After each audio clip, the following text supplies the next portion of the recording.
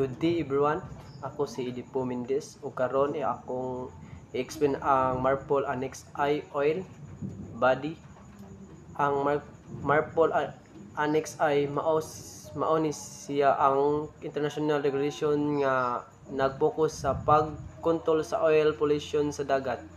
Sa simpleng pagsulti, dili pwede basta-basta magbubo og oily mixtures gikan sa barko padulong sa dagat kay makadaot kini sa marine environment.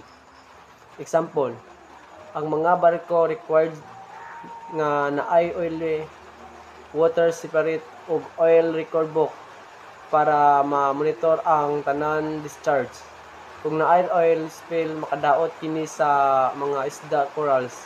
Ug karon marine life mao bitaw nga ang superior dapat careful kayo sa stricto sa pagsunod aning regulation. Conclusion sa summary, ang Marpol Annex I naghatag og klarong rules kung unsaon pag-regulation.